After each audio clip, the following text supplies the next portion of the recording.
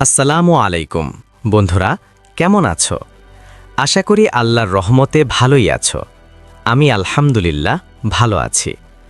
আজকে তোমাদেরকে সত্য ঘটনার অবলম্বনে ছোট্ট একটি গল্প শোনাব।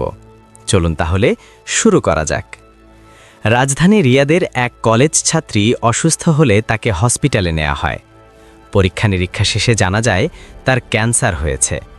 চিকিৎসকরা দ্রুত উন্নত চিকিৎসার জন্য আমেরিকা যাওয়ার পরামর্শ দেন, কিন্তু মেয়েটির পরিবার তার চিকিৎসার খরচ বহনে সক্ষম ছিল না। অথবা মরণব্যাধি ক্যান্সারে আক্রান্ত ব্যক্তি সাধারণত সুস্থ হয় না, তাই তারা অযথা অর্থ অপচয়ে আগ্রহী ছিল না।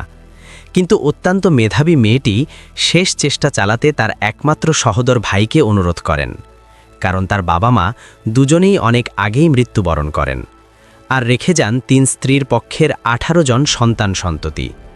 ভাই তার একমাত্র বোনটির অনুরোধ রক্ষা করার জন্য আগ্রহী হল, কিন্তু চাকরির বেতন ছাড়া আর কোনো অবলম্বন খুঁজে পেল না।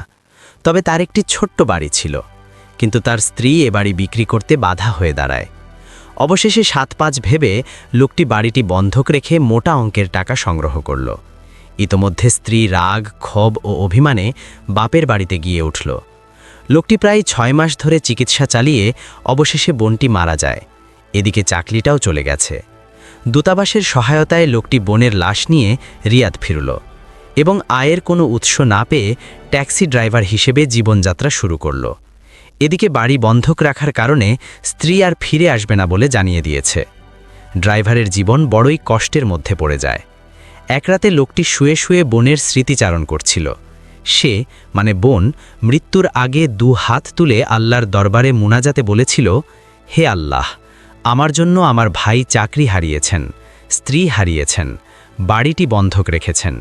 সুতরাং তুমি আমার ভাইটিকে বৃষ্টির পানির মতো অঢেল সম্পদ ও সম্মান দিও।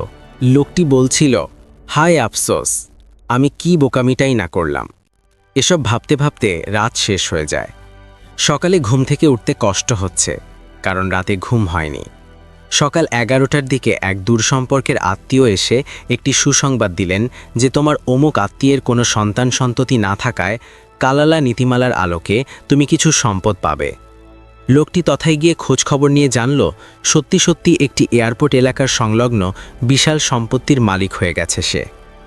প্রাপ্ত সম্পত্তির সামান্য অংশ বিক্রি করে প্রথমে সে স্বহস্তে তৈরি বন্ধক রাখা বাড়িটি বন্ধকমুক্ত করে এবং স্ত্রীর নামে রেজিস্ট্রেশন করে এর কাগজপত্র ও তালাকনামা স্ত্রীর নামে পাঠিয়ে দেয়। যদিও স্ত্রী বেচারি নিজের ভুল বুঝতে পেরে রুজু করার অর্থাৎ ফেরত আসার অনুরোধ জানায়,